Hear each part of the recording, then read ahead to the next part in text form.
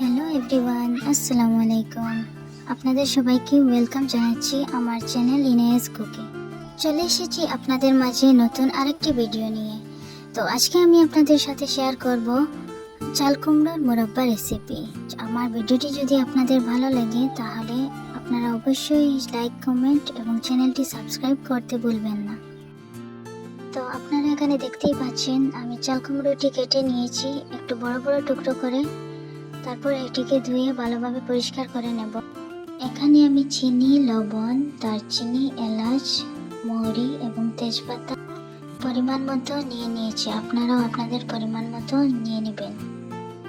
তারপর gas on করে আমি কুমড়োগুলো একটি ডেকচিতে জল দিয়ে বসিয়ে নিলাম। এভাবেই 5 থেকে 10 মিনিট কুমড়োগুলো জাল করে নেব।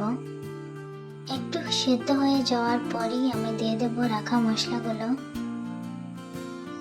সেগুলো দিয়ে 31 মিনিটের মতো আমি জাল করে নেব মিডিয়াম ফ্লেমে।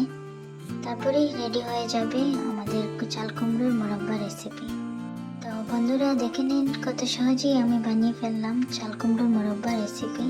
এই রেসিপিটি আমাদের গ্রাম্য পদ্ধতিতে বানানো। তো আপনাদের যদি পছন্দ হয়ে থাকে তাহলে একটি শেয়ার এবং একটি লাইক করে দিবেন। আর হ্যাঁ, অবশ্যই আপনারা সাবস্ক্রাইব করতে ভুলবেন না। তো আপনাদের এই উৎসাহই আমার জন্য অনেক। আপনাদের জন্য আরো ভালো ভালো ভিডিও নিয়ে আসার চেষ্টা করব। ধন্যবাদ সবাইকে। আল্লাহ হাফিজ।